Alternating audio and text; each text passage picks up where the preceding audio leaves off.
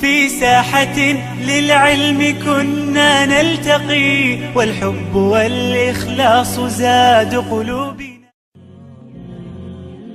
Rasulullah ﷺ is speaking to these men. He says to them that there's going to come a time. There's going to come a time when the enemies of Allah will come together like you come towards a sufra.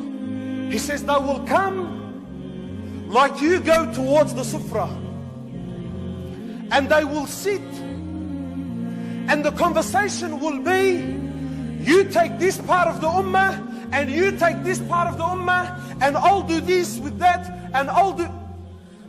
So the companions were amazed. We, a prophet of Allah, we the Muslims, this will happen to us? The enemies will come together in this fashion? He says to him, yes. So one of them naturally couldn't comprehend, so he jumps up, he says to my prophet of Allah, and he's thinking already we're little in number and we're smashing. We're little in number and we're dominating. So he's thinking, a prophet of Allah, will we be that little? Are we going to be so few in number that we can't even defend ourselves? He says, no. No.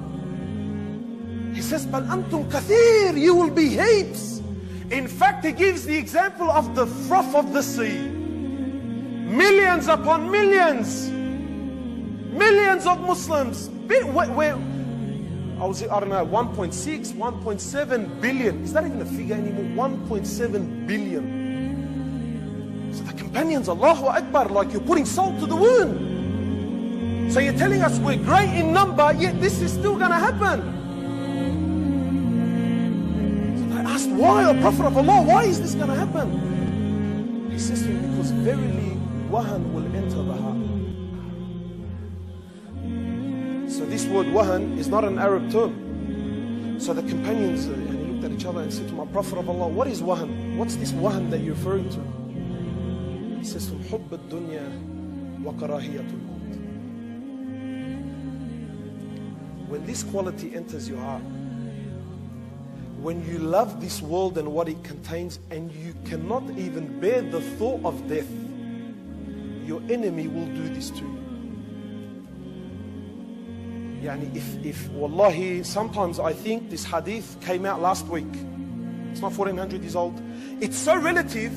It's so relative. It's almost like Rasulullah ﷺ said it a week ago. He says, because the quality of wahan will enter the heart. You will love this world and you will hate to die. My brothers, the love of this world is crippling this ummah. It's crippling us. We have forgotten Allah and His Prophet. This heart, my brother, is crying for Allah.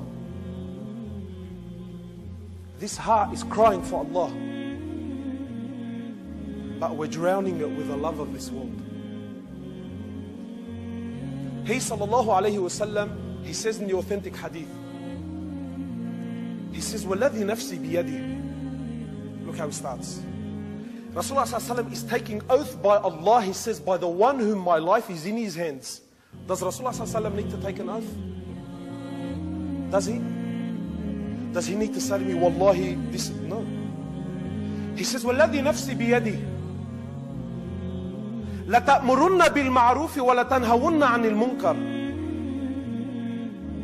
He says, you will enjoy good and you will forbid that which is evil, meaning da'wah. You will get out there, you will be active, you will be talking about Allah, you will be talking about the humility of this world, you will be talking about death, you will be talking about His Prophet, you will give da'wah, you will stop that which is wrong, you will enjoy that which is good. He says, لَتَأْمُرُنَّ بِالْمَعْرُوفِ وَلَتَنْهَوُنَّ عَنِ الْمُنْكَرِ أَوْ لَيُوشِكَنَّ اللَّهَ أَنْ يُبْعَثَ عَلَيْكُمْ عِقَابًا مِّنْ. He says, if you don't do this, then verily Allah will send down a punishment upon you. ثم تدعون له فلا يستجاب لكم. He says, and when this punishment will come upon you, you will raise your hands to make dua to Him, and Allah will not accept your dua.